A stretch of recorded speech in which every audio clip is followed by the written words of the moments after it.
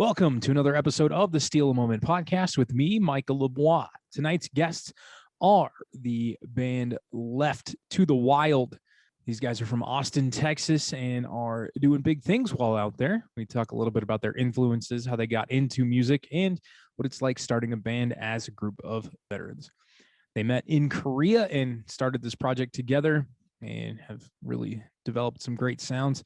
If you guys are in the Austin area and into good hard rock music, you can check them out August. If you guys are in the Austin area and like great music, head down and see them on February 21st. Head to the Come and Take It Live show on East Riverside, as Left to the Wild will be playing this weekend. You guys get a chance to get out there, please check them out. If you guys haven't yet, head over to our YouTube channel and click on the, it's always backwards for me, so I never really know. Click on the subscribe button, click on the bell notification, and throw a like on this. In this episode, let's give a comment of Ava. That's my niece right there, who's in this, as you guys are looking at a temporary setup right now. We're having some work done in the condo, and so we had to relocate. Also, if you guys get a chance, head over to the Gunpowder Empire YouTube page and check out the covers we have out and running. We also have a music video for Through Bloodshot Eyes, as well as, we have videos for a few of the other songs we've released in the past. Silence. We have a track video for Photograph, as well as The Running. And hopefully we'll have a video for Evil Within, which is our new single, which you guys can find everywhere. Spotify, Apple Music. I believe you can find it on YouTube Music as well. But pick it up, listen to it. Let us know what you think. We're really excited about the songs as they've come out. We're getting ready to head back into the studio and record some new stuff here in the near future. So be on the lookout for that as well. With all that being said, Left to the Wild and I would like to steal a moment.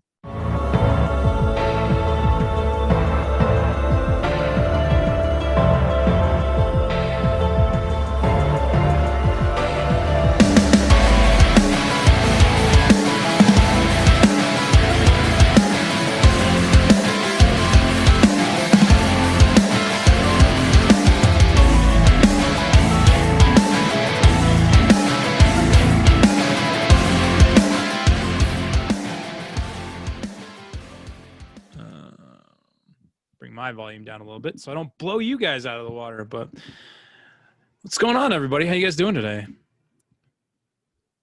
Good. How are you? Not too bad. Thanks for taking some time out. I'm glad you guys could all be here to be together. I know it's always strange to find time right now to be in the same place, because I know I sure as hell can't be in the same place as my band right now, which kind of sucks. But tell me a little bit about you guys, a little bit about your style and how you guys got started.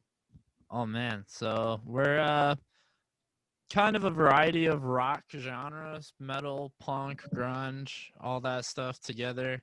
The first album we put out is kind of a Black Sabbath vibe. And then I'll pass it to Blake on how we got started, because he likes to tell the story. Oh, yeah. It's always one of my favorite ones. Is like, it's kind of just how me and Austin met, really. Like, we never really talked together, but we were over in Korea a couple months ago. So we're all three of us military, all the same unit. This is about halfway through or somewhere around then. I always used to go to like the rec center they had over there. I'd play on their drums and stuff. And then one day he kind of approached me, like I was going downstairs in the elevator where we were living at to like go get some pizza. I was picking it up because they delivered. And he was riding back up the elevator with me as I'm going back up to my room. He's like, "Hey, I seen you play drums." It's like, "Yeah." He's like, you want to be part of this project, that I'm trying to work on with like making songs and all this. I'm like, "Yeah, I'd be down for that." Like, always down to play. And yeah, just from there, I started playing. He started showing me these songs, like playing on guitar, whatever. Like, you had some kind of travel guitar thing, I think. We were just looking thing, but yeah, we managed to like get it all together on that and start working drums into it, coming up with ideas. And yeah, it's pretty awesome. Then you pick up a bass player because, we're the most important members of any band, whether you want to believe it or not. It's vitally important. How did you get messed up with these two morons? Yeah, so I already knew Austin. Me and him were best friends when I first came to this unit about like 3 years ago, I guess now. So he started this album when we were in Korea, and that's where he picked up Blake, and he just didn't have a bass player. And he's like, you know what? I'm gonna put out a flyer when I come back and try to pick up a bass player. So came back to Korea. It was like about a month in, you still couldn't find a bass player. And he just kept annoying. He was just like, look, man, I'm a bass player. You know, you're already here. You already hang out with us. Just, I'll teach you. I had no musical abilities at all. I mess around with the ukulele here and there. It's about it. A little toot on harmonica. It's really about it. But he just kept annoying me. And then one day we went to Guitar Center. He's like, all right, just hold one. Just hold one real quick. I picked it up. I held it. He's like, just pluck this one string. I plucked it, and that was it. I bought one right then and there, and I just became a bass player from there. There you go. So, You know, and that's sometimes how it happens. It's bass player by necessity turns into bass player who loves it. I can tell you from experience, I started playing bass because my brother picked up a guitar when I was like 12. He was 16, 15, 16, something like that. I don't know. Can't remember how. He was like 17. That's how old he was because we're 5 years apart in age. That's how math works, right? So I was like, we're going to be Van Halen. This is going to be dope. You're going to be, you know, your guitar, I'm going to play bass. It's going to be awesome. And little did I know that he would quit playing guitar like 6 months later, and I stuck with it. And I've been playing bass for almost 22 years now. So, yeah, sometimes it's just a moment of opportunity. It comes down to stuff like that. Sometimes it's always interesting to see how people start with music and what they do with it. How have you guys been managing this time with the pandemic and being able to not really play out much? I know it's different in Texas than it is in Colorado, but just kind of curious how you guys are handling this whole situation and how it's changing now as we start to see maybe the tail end of all of this. Yeah, it's definitely tricky. I mean, Texas is a lot different. Pretty much when we came back from Korea and we were ready to get started, like we got the album all recorded and we wanted to start playing. And then like all the COVID stuff started happening. So it was like, oh man, we're not gonna be able to play anymore. And I kind of thought, you know, like I'm already 23. I don't want to waste too much time, you know, like I'm already losing some of my youth. So I got to get going on it. And I kind of figured that there's like a lot of outdoor venues in this area, and Texas is always warm. So essentially the majority of the concerts that we've been doing have been like outdoor, really open spaces where everyone shows up with masks and just stays relatively separated from each other. So, I mean, it's kind of a bummer because there's no like mosh pits or anything, but you know, it is what it is. You don't want anyone to you want to keep people safe. So. Yeah, I'll tell you right now from personal experience, you guys are in the right window. I didn't do my first national tour until I was 27. And I got to go out with Drowning Pool and a couple other bands that were big at the time. A Breach of Silence out of Australia and then Like a Storm from New Zealand. Those guys are pretty cool. Wow. Yeah, it was a hell of a tour. It was about 4 years ago. So 4 or 5 years ago now. It's crazy that it's been that long. And then got to go out with Seven Dust and go to Canada and do all that shit with them, which was a blast. But just That's know that like awesome. don't put an age limit on it. Don't ever put an age limit on it. If it's what you want to do, you can find a way to do it at any age. It was like my 6th or 7th project before I finally got on the road and did some things. So don't ever sell yourself short. So you guys are kind of a different feel than your boy your boy Acadian over there. How did you guys get in contact with each other? Rob's a crazy dude. Yeah, he is. No, we basically there is a venue up in Temple, Texas, and I just from contacting different places, I ended up getting a show booked there, and I had to find some openers for the show. Because just kind of the way it is right now, we're playing those smaller shows where kind of we're responsible for setting it up. And one of the openers, unfortunately, all got COVID. so obviously no. they couldn't be there. Yeah, it was really like bad because we're already kind of taking a risk by doing this during COVID, and then one of them got COVID. So that was like, oh man. But luckily the guy at the venue knew Rob pretty well, so he's like, oh, I think I got this guy who'd be willing to come and take the spot and play some acoustic songs. So that was pretty cool. And then I just thought he was a cool guy, and we hung out and talked. And then when their recent album came out, I just listened to it and bought it, and I like it a lot because it's softer and it's more like acoustic sounding, but it's got a bit of a rock vibe to it. Yeah, and that's kind of his style is like that. That's how it came about. So tell me a little bit about the birth of Wasteland, your guys' most recent record that you released this last year. What kind of brought it about? Where did it develop? How do you guys write, I guess, is the question that kind of comes out of that more than anything. Yeah. In Korea, I mean, I had been in the Army for about probably about 2.5 years at that point. And like all three of us are getting close to being out of the Army so that we can, pursue other stuff. But at the time I knew that I was going to get out and I wanted to pursue music and all that. So I started trying to write an album while I was there, because kind of being like, I tried to be in a band before I joined the Army when I was fresh out of high school, and I just didn't have the drive or the discipline to actually make it go anywhere.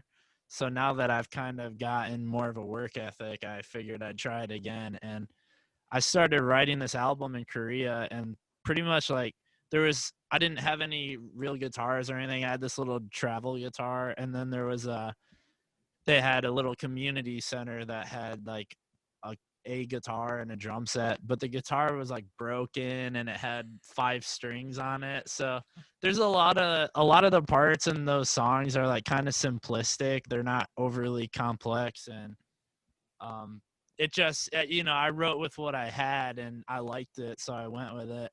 And then like I couldn't find a singer, so I had to learn how to sing, and that was my first time ever singing really was when we recorded that album. So like I have background experience from choir and stuff, but it's definitely like the stuff that's going to come out like in the future here is I'm a lot better at singing now that I have experience. Yeah, I mean, I know that writing is different for every member of the band. It just kind of changes as you go along.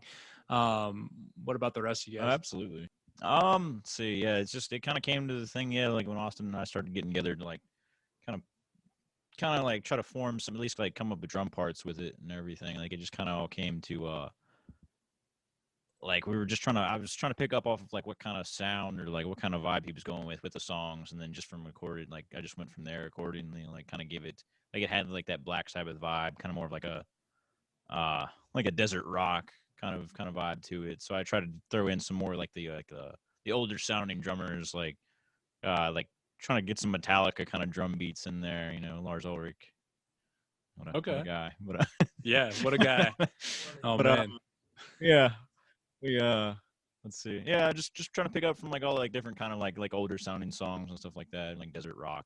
And then yeah, that was mainly my writing process. Austin just like he blows me away with just like a lot of the stuff that he writes, like especially with like the Wasteland soundtrack or the Wasteland album. Soundtrack. I'm gonna make a movie right now. Do it. Go. Yeah, we're gonna do it. I kind of had a storyline following the album too. Well, there you go. Hey, that's what it's about. Yeah, input on that. Yeah. Yeah. Okay. Yeah. No. It's funny because we've been struggling to kind of get everything put together to be able to produce more than just like 1 or 2 songs at a time. My band Gunpowder Empire is getting set to release our second single and prep for the release of another EP. Second single of this new cycle that we're doing. That's coming out a month. I just got announced today. It's a month from today that we're releasing the new song. And the background here is actually from our acoustic record that we released August of 2019. So like writing process for every band is different, and it's always fun to kind of like mess around with influences and styles.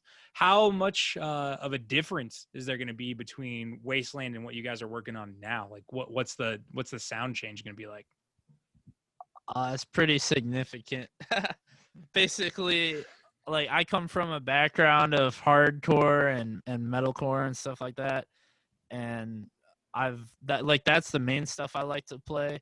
But I wanted to open up with something that's more accessible, for people. Like it's easier for people to listen to. I didn't want Right. to scare people away right away. I want a larger audience. So the next album, I mean, it's got 3 or 4 like really heavy songs, and then it's got a couple more pop punk style songs on it. Okay. And then we have a couple softer alternative ones as well. So we try to keep a variety. Okay. And what are some of you guys' influences? Like who is helping you write this record through the styles you guys like to play? I don't know. You mean like influences just for the record itself, or just like our influence? Your influences in general, because if you think about it, your influences lead to Oh. the influence of the record. Absolutely. So like a lot of my drumming style, I try to base off of like I grew up like mainly starting with like punk rock, because like it's real easy to play on drums, and it's just real fun to play too. But like my main drumming influence is like I got to start off with Jimmy Sullivan, the Rev, Amen. who else? Joe Trivium, man. Trivium, yeah. Trivium influenced this album for sure. Like I've been he got me into the band Trivium because I'd seen him at like festivals and stuff back in the day, but never paid attention to him. And he kept playing like drum covers of Trivium songs. And I finally got hooked on them, and I bought every single record. And I mean, I'm super into it. Like they're insane musicians. Yeah, Heafy's a monster. Absolutely, That yeah. dude's Trivium. ridiculous. Yeah. Shoot. So when I first joined this band, I hated all the heavy rock. I hated it. I'm more of an indie pop kind of person. Okay. So when I first heard Wasteland, Then yeah, what? yeah. So what influenced me more? Yeah, but yeah, I just hated everything for it. So, but I knew you needed a bass player, so I played it. But there was this one bass player I liked that he showed me from what's that band? It's got the weird name. We fought a bear once or something. I wrestled a bear once. I wrestled a bear once. I like that bass player a lot. So that's Okay. What influenced me to play more. He likes him because he's funny in the music. Yeah, Yeah, that's exactly why. I was like, I want to be that guy. Okay. All right. I was like, I want. That's fair. That's great. It's funny because like it's always fun to get members of bands who don't necessarily listen to the genre they play, and that can create something totally different. So like, for instance, I'm in a hard rock metal. We would be in like the same vein as Trivium, like the softer side of Trivium.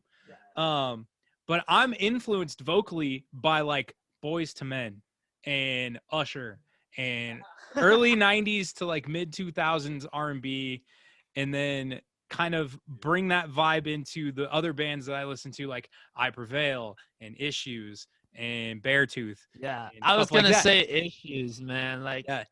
that works for Issues so well. Like that singing going with the heavy music, it sounds so good. Right. And if you want to find a bass player that is like the heart and soul of a band, just listen to a couple Issue songs. I know you may not like it, but just like give it a minute. Amazing. Give it a minute, because that dude is nasty. Amazing. He's nasty. easily like one of the best metal bass players. Hands Because down. he plays like funk bass. Right. He plays with a different flavor, which gives it a different feel. And that's kind of why I like bands like Dance Gavin Dance, where you have John Mess. Oh, absolutely, dude.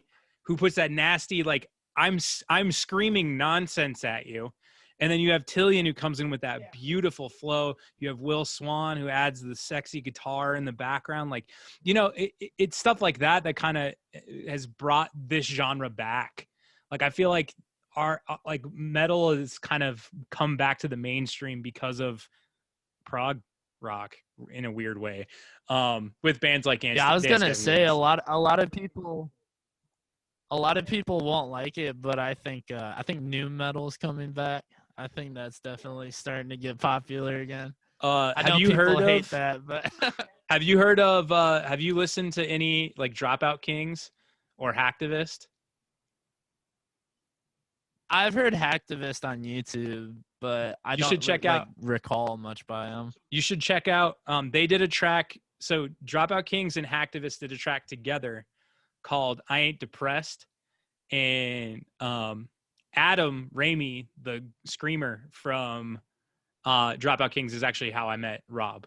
So, like, Oh, really? yeah. So they're nasty. Like, if you want to get into that vibe of new metal again, and kind of like, it's called trap metal now because it's got the trap Totally. beat.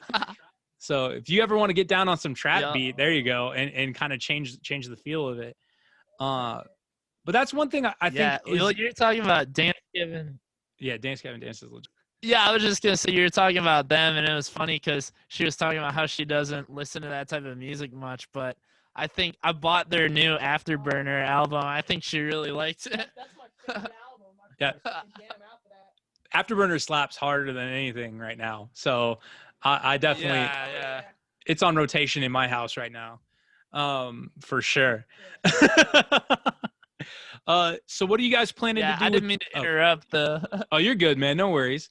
What are you guys planning to do with 2021 though? Are things going to be hopefully moving forward for you guys? What's the plan for this year now that things potentially are getting a little bit better? Yeah, let's hope they do because we got another album written, and essentially the only thing that's holding us back from recording that is the money. So we're actually currently working on some covers of some classic, like older songs. I don't know if classic's the right word, but like right now we're doing Everlong by Foo Fighters. That's not. And we're trying to do some of these so that to remember when it came out. That's not a classic because Yeah. I'm old enough to remember when that came out. Don't give me that. Don't all give me that. right. So we're trying to I'm trying to record those myself with them, and if those go well, then we'll try to record the album ourselves because we're kind of realizing that in the age of streaming and stuff, it's not going to really cut it to save up thousands of dollars and then make an album every 2 years. So I feel like if I can learn how to record it like just us without having to pay the money, then we're going to be in the advantage. And then we're going to try to do a tour as well. I want to go like from here in Texas back to my hometown and do a straight shot playing all the small venues on the way. But that's dependent on if the COVID lightens up and we can start doing concerts in some of those northern states. Where are you originally from? We're actually Wisconsin. From Wisconsin. I grew up in Illinois, and I grew up in Illinois, and then I moved to Madison, Wisconsin before joining the Army. Okay. What about the rest of y'all? Where are you guys all from? I'm originally from Maryland, like the very, very, very far western side. I gotta make that clear every time I say I'm from Maryland because people say, "Oh, you're from Maryland. You're from Baltimore." It's like, no, it's other side. We don't associate with that side of the state. And what about you, Francesca? Where are you from? I'm from New York, but Long Island. Oh, So- okay, all right. Not the city. Long Okay. Yeah. You Long Islanders are so proud of your island. It's great. I got family out there. we all the time. You gotta be proud of where you came from. Right on. So you guys are all Best in. pizza. Yeah. I don't care what so- Chicago thinks.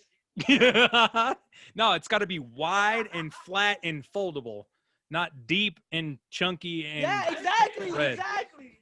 I don't like Chicago pizza, and I'm from that area. Yeah, that's fair. That's fair. Sorry, listener. That's funny. Yeah, no. I might start fights. I'm just letting you guys know. No. That's okay. I actually the most popular pizza place in Denver is a New York style pizza place, so you're good. Yeah. Makes sense. Yep. So that's good news. Yeah. I mean, it'll be interesting because I mean, touring's difficult in general. It costs a lot of money. Venues don't always pay you. So you gotta be careful with all that kind of stuff. But if I could make a suggestion, you guys are doing it right. one huge thing you guys are doing right is don't focus on releasing an album right now. If you can, get a couple of those tracks as perfect as possible.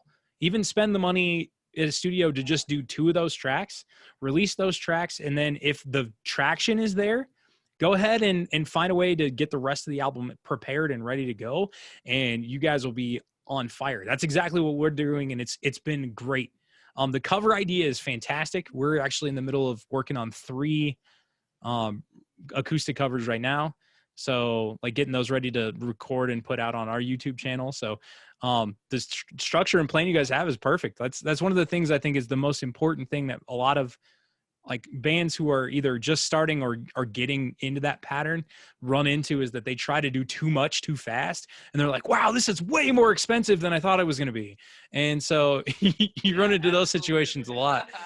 But no, like if you guys have like maybe 2 or 3 really strong, like full songs that you feel are like the best songs you guys can put out, get those 3 recorded at a studio or even in-house, and make it like, I always say, spend the money in the places that you think you need it the most. So like we can do all of the pre-production ourselves. Like my band, we do all the pre-production ourselves, but we are not anywhere near an engineer who we pay an amount of money to make it sound as great as we think it can sound. Like we work with a guy here in Denver named. What's that? I'm sorry. I was just saying, mixing and mastering is like so hard. I've been trying to get that down, and I can record relatively well, but that's the part that I struggle with. Yeah, and that's why we pay a guy. His name's Taylor Hahn. He'll actually be a guest on this podcast in the near future. And he has a studio here in Denver that he does. And then we actually get it mastered by Ted Jensen, who's done stuff with Bring Me the Horizon, Blink-182. He's worked with Trivium and a few others. But you send it out to you pay for what you get, and they make you sound great. And that's important. And it's important that you guys are like in the right mindset. That's the best part. Is I know a lot of bands who are like, I'm going to make it tomorrow. But you guys are like, we got to build this, especially in this age of streaming. The saddest piece of information I've ever received about music is that there are 30,000 songs released every single day. Holy crap. Yeah, 30,000. Wow. And you have to find a niche to get yourself out of that 30,000. What do you guys think is the draw that you can pull you guys out of that 30,000? Oh man. Well, hopefully our personalities are good. I don't know. I know that you don't hear music through personality, but also I think I don't know, like, because in today's age, basically music's everywhere. Like most people aren't slotted into a single genre. They're kind of all over the board. And so originally I was so worried about, we have to do this genre and we have to stick with this genre.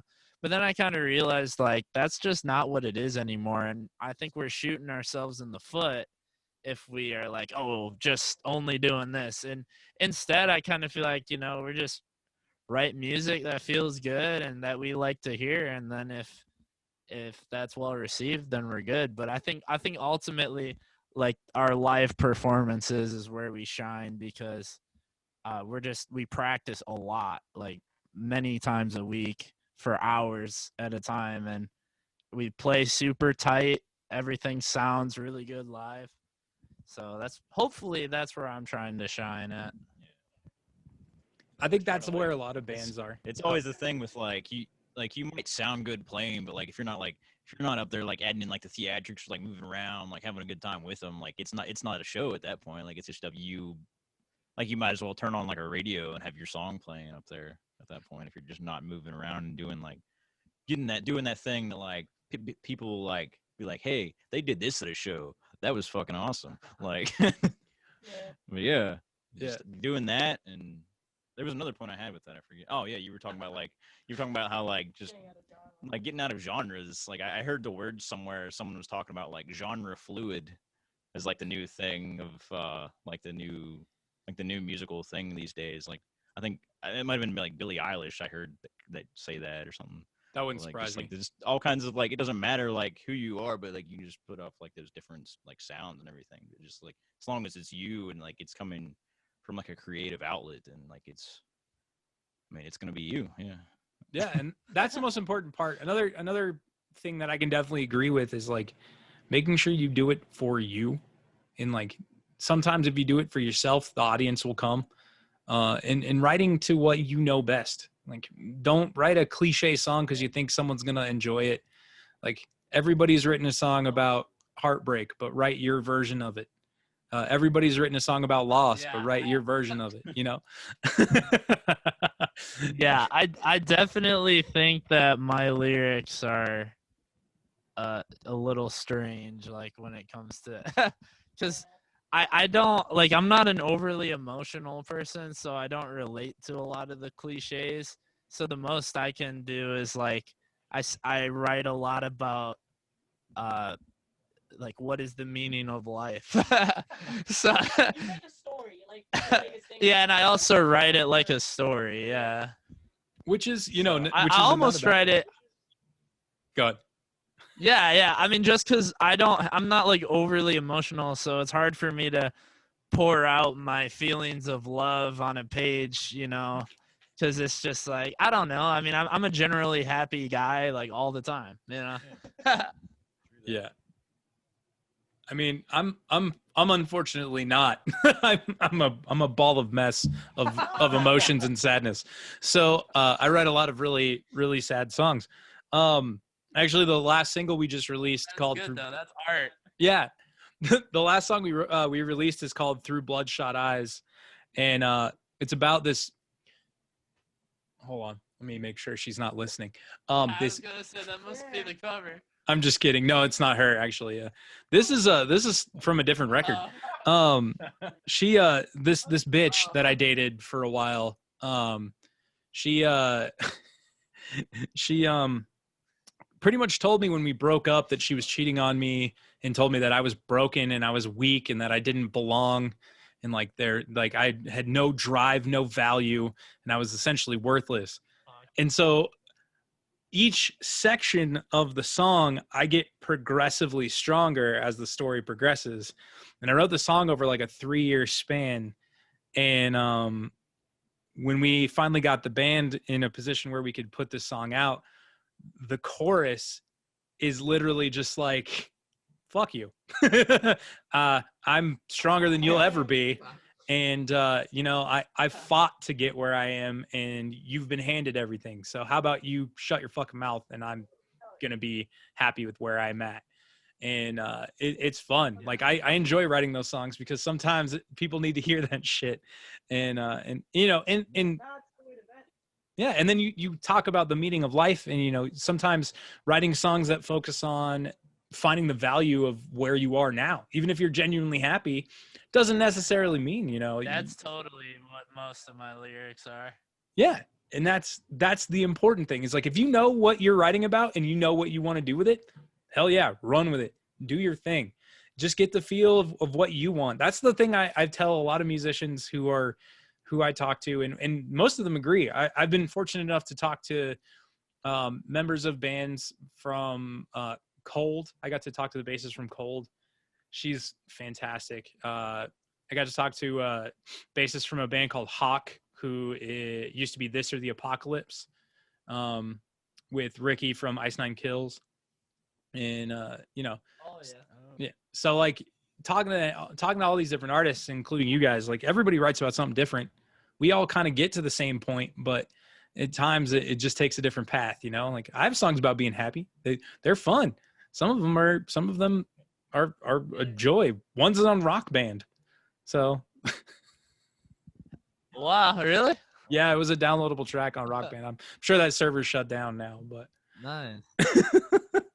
Yeah, I don't know if like the way I write them is necessary. Like in the Wasteland album, it's kind of like a journey of my life from start to finish in more of a metaphorical way, but it starts out really dark and like why am I here? Why am I doing this? Blah, blah, blah, stuff like that. And it just ends with a more positive twist.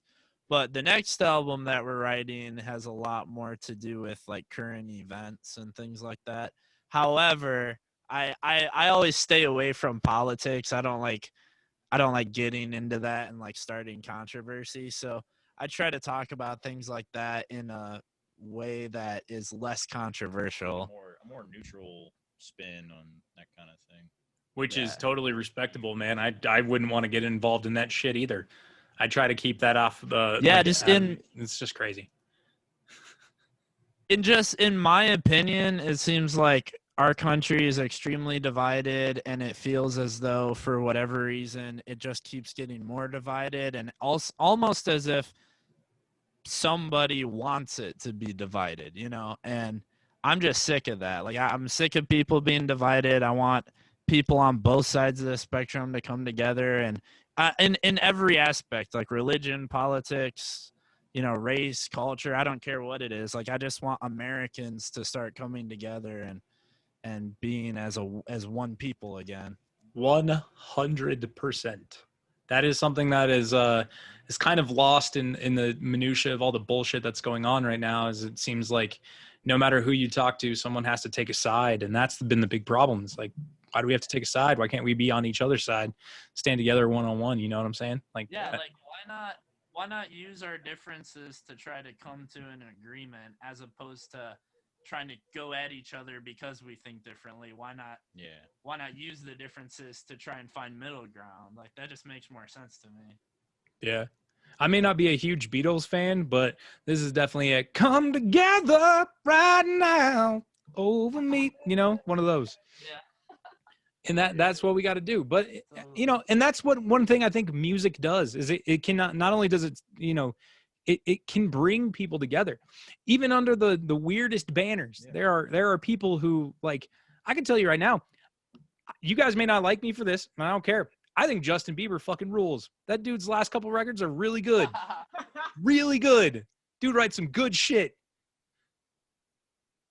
If I was like, he got so much controversy back in the day, but if I was a young 15, 16-year-old boy that went from living a poor life with nothing to all of a sudden being the biggest star like in the world, like I'm obviously going to do some stupid stuff. Like I'm going to take advantage of that. Yeah. And I think, but that's the thing is like, you can see the maturity in that music. And what's interesting is then there's guys like, speaking of Dance Gavin Dance, there's guys like Johnny Craig who can't get out of their own fucking way. Super talented musician, but the dude just can't do anything right. Yeah, amazing singer, and it's all just going to waste. Like. Yeah. What's funny is I like the 3 bands that he started, I like them better now than I did when he was in the band. Well, Tillian is awesome. I mean, absolutely. I love Johnny Craig's voice, but Tillian's just as good. Tillian's nasty. But, see, Francesca, Tillian can bring anybody into this genre. Anybody. That dude's voice is just poetry. He definitely got me into it. He was my gate. I actually got to see them twice in the same year. I think 2019 actually. And that was insanity, like getting to see them live. Who are some of the best shows? What is the best show you've ever seen live? Each member, go. Tell me now. Sadly enough, I've only been to one like actual big concert. I had like scheduled other ones I was going to go to like this past year. I was supposed to go see what was it? We were going to go see Megadeth and Trivium. Yeah, they were supposed to play a show down here in Texas. With Slipknot and A Day to Remember, that was another one. Yeah, there was another one with Slipknot and A Day to Remember that was supposed to play. Who else was it? Korn, Faith No More, and Scars on Broadway were supposed to play last August. I missed that because of COVID. Dang. Let's see. Silver Sun Pickups. Yeah. Now you know what's up. Yeah, there were so many that got canceled. Yeah, we could rant on and on about that, but yeah, like the only real one that I've actually ever gotten to go to was what was it? It was the headline was Avenged Sevenfold, and then it was they had Hell Yeah, and I think it was Adrenaline Mob. I want to Okay. say. I can't remember any of their songs, but yeah, Adrenaline Yeah. Mob. Okay. Who wants to go? The best concert I've ever been to is a tie between, I hate to say 21 Pilots because now they're like a Hot Topic band or whatever, but I saw them like a long time ago, and regardless of if you like their music or not, like that was an amazing show. But it's definitely a tie between that and Avatar, because I actually didn't like the Avatar had a single that kept coming on the radio, and I was like, it's whatever. And I finally saw them at a festival, and they put on such a good show. I've seen them 5 times now. They come to Denver a lot. What Yeah, about you? So I don't really go to concerts like sex. I don't like all this heavy stuff. So, but I think I remember going to Warped Tour with my twin because I was supposed to babysit her. My mom said. So I went there, and that was all the screamo bands. I think the only band I really liked, yeah, the only band I liked over there was We the Kings. I saw Okay. them in Warped Tour. I don't know, I forgot what year it was, but that was probably my best concert. Hell that's yeah. Everything the else I Kings- hated. We the Kings kind of rules though, so you're safe on my book. That's what I'm saying. That slaps, man. Is that the band that plays Secret Valentine? No, check yes, Juliet. Oh, yeah, yeah, that one. Yeah, that there one. you go. That slaps, man. All right. So mine, I always make it a top 3 just because they're weird. So one of the best bands that everybody hates that puts on a killer show, fucking Nickelback. Nickelback puts on a damn good show. And you I can thought you were gonna say Limp Bizkit. dude, okay. I am a diehard Limp Bizkit fan. I've never seen them live and I wanted to. I'm still a Limp Bizkit fan. I went for 8th grade in the hot dog flavored water. I know that whole record pretty much by heart. But I went as Fred Durst for Halloween when I was in 8th grade. Like drew on a goatee, had a red backward Yankees hat, and I'm a Blue Jays fan. Picture of that. I have one somewhere. I wore white shell top Adidas on stage for like 10 years because of that guy. So, so Nickelback was one, and then Incubus puts on a fucking insane show. I've seen them 6 times. I've seen them twice at Red Rocks, once with Tom Morello from Rage, which was dope, which was crazy. And then the best show I've ever been to, hands down, I got to see Rammstein at the Denver Coliseum. And they brought a I'm giant... not super into their music, but Yeah, they're awesome, though. And they brought out a giant penis-shaped foam cannon and shot it into the first 20 rows of the show. And, like... I was all the way in that's the what I keep hearing about. yeah, and I was all the way in the back, and I could feel the heat from the pyrotechnics. Like they were absolutely insane. And they brought the opening band was 3 kids from a mountain town here in Colorado who played Rammstein covers. They're like, I think they were like 7 to 13. A brother and 2 sisters, and they rocked these songs, like little drum kit, little bass, little guitar, and it was awesome. But yeah, it was crazy. That's kind of badass to have an opener that covers all your songs. Yeah, it was really cool. But that's just proof of how big you are. Like if you can get a band, like a couple of kids to come and like open for you and be like, we're playing your songs that you guys are playing tonight. It was awesome. Oh man, who would be go ahead. I was just gonna say, the last Avatar show I saw, they had this super weird band open for them. It was just 2 guys, and it was called 68. And the singer is the guy from Norma Jean. Oh, I shit. don't know if he was the singer of Norma Jean, but he's one of the guys. And the 2 of them got on stage, and like the guy had his drums set up sideways, and they would face each other and play and do all this crazy stuff. Like he would drum standing up a lot. It was nuts. Actually, one of the single off of our acoustic record, the guitar player from Norma Jean's girlfriend, I know it's a weird chain of events, or maybe ex-girlfriend now, helped me write the melody for our first single. So that's a small world connection there. Wow, nice. Yeah. But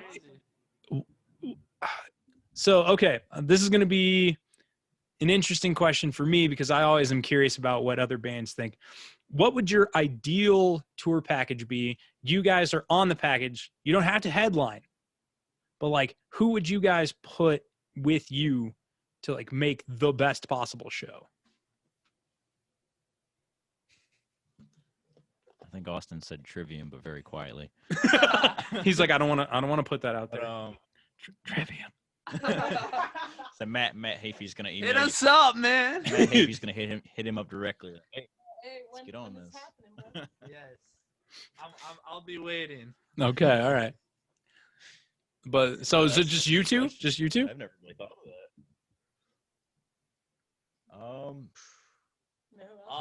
That's a good question. I mean, I'd love to have Avatar on there since I've seen him so many times. Dance, Gavin, dance. Yeah, there you go. I was waiting for it. Yeah. We'll all tour with we'll all tour with DGD. Let's just do it. Like everybody. Yeah, dude. Oh, yeah. Oh man, that would be dope. Shit. Yeah, we want to try and figure out a way to get on a tour with I Prevail. That's like my dream. Those guys are nasty, and I've seen them live I with saw them. Beartooth and A Day to Remember. Oh man! Oh, I did see A Day to Remember once at Warped Tour. They were a surprise guest, but they announced it over the speakers, and the entire Warped Tour ran to the stage. I was so far back I couldn't even see them. Oh, boo! Yeah. So wait, Francesca, so you're a twin, as you just said.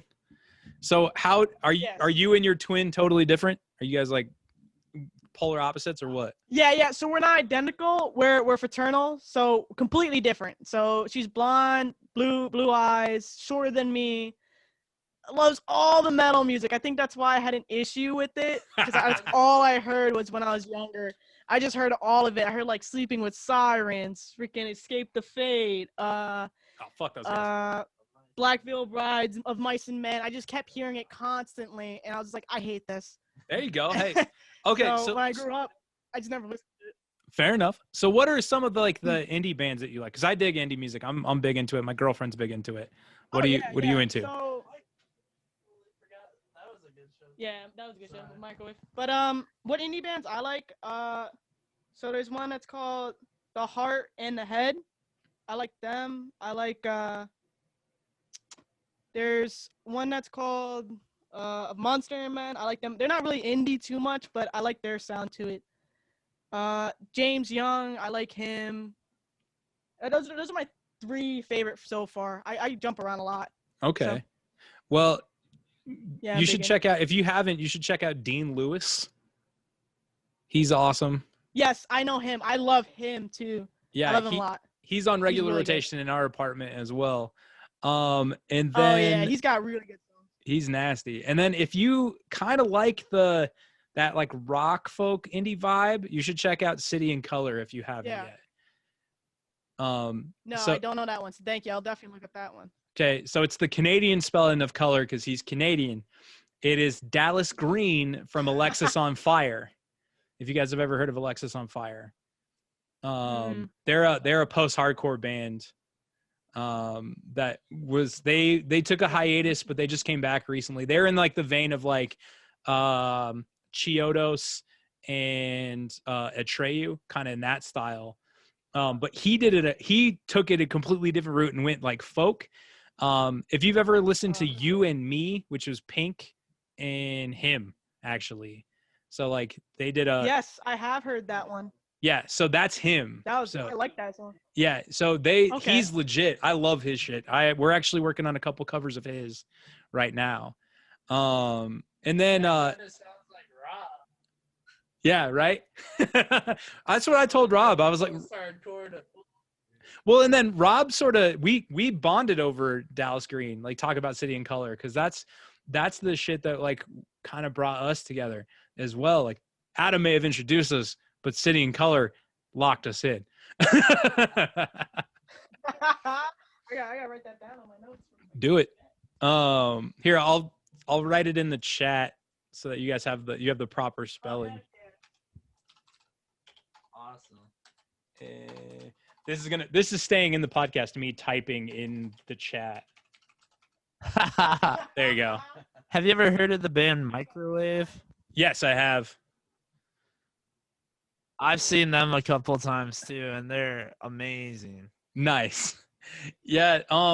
There's like some strange bands. My girlfriend's sister lives out in rural Pennsylvania, and they listen to some cool shit out there. And one of the guys was telling me about crap. I can't think of the name of the band anymore, but they're in that same vein of like, kind of like folk transitioning, like folk and rock combo.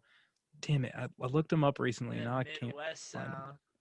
Yeah, and it made me laugh because I was like, oh yeah, I've totally heard of those guys. I've listened to some stuff by them. And he's like, really? You know them? And I'm like, yeah. And now I can't fucking think of who it is, and that sucks. Oh man, Kevin, if you're listening to this, hit me up and let me know what that band was that we were talking about, because I feel dumb now. Well, guys, we're coming up on the end of this. So this is the point of the show where I give the floor to you guys to promote whatever you want, promote anything. This will probably be out middle of February. So if you've got anything like around then, drop it there. But right now, you guys, the floor is yours. So our band is Left to the Wild. I'm sure that'll be in the title. You can just search that on anything, and we should pop up, any streaming service, any website. And then we'll have, hopefully by then, our Everlong cover that we were talking about will be ready to go. And then just keep an eye out for more potentially covers, depending on how this one goes. We were going to try to make a little EP thing, like home recorded, and give it out for free at shows. So we'll see how that goes. And then hopefully by the summer, we'll be able to go on this tour. And then also in February, it's February 21st, right? Oh, yeah. Yeah, February 21st. So if you were in the Central Texas area or just in the Texas area in general and you want to come out to a show that actual people are going to be at, actual other bands, let's see. We're going to play at Come and Take It Live down in Austin, February 21st. Times it start? 7 p.m.? Yeah, 7. 7 p.m. Central Standard Time. Jesus. But yeah, that's what we got coming up in February. Man, yeah. Anything else other than that? No, I got Oh, yeah. Yeah, one last thing. One last thing. Yeah, so one last thing too, if you guys want to keep on updates on us, we're on Facebook and Instagram, and that's what we keep up to date. Every day we try to post something. So it's called, again, Left to the Wild. You can put it on Instagram or Facebook and follow there too. I'll keep you updated of everything. And TikTok. Oh yeah, hell yeah, we're on TikTok too. Those individual accounts. Oh shit! Now I gotta go find you guys. Damn it! Oh, I've been trying to build up a TikTok and see if I want to actually do it. I have one, but I don't know. Like, I'm against it because I don't. So I don't do it personally. I suffer from Caucasian rhythm disorder, and so to do all those. So the fact that I even like see people doing that shit just makes me laugh. So, Yeah, we don't do any of that. It's more just like funny videos, kind of like Vine back in the day. But I'm a fish dealer. That's a whole story how that name came about. Fish underscore dealer. And then he's the real deal. 301. Yeah. all right. I was All right. going to breed beta fish, and she told me that I was a fish dealer or something. Put his new name as Fish Dealer because he was gonna give me beta fishes so I could fight him. Not anymore. It's not Don't fight them. Don't fight him. I'm not giving you a fish if you're gonna fight them. Awesome. I breed these for love. Yeah, not war. No, not war. All war. Oh. I was just preaching about coming together. And now you're talking about killing some fishes. No. I do not condone that. No. All right. Well, Austin, Blake, and Francesca, thank you guys so much. If you guys do get a chance, check out Left to the Wild. Thank you. You guys are welcome. We'll have you back definitely some other time when your record's ready. Let me know. We'll get you guys back out here. Yes, that'd be We'll have great. you, have you on there. But yeah, until next time, guys, thanks a lot, and we'll catch you soon. Austin, I'll shoot you an email or a message on Facebook the week that it's coming out so we can start promoting and get everything going. Awesome. Great. Cool. Thanks, y'all. Peace. Thank you. It almost feels like someone else is living my life. 'Cause it almost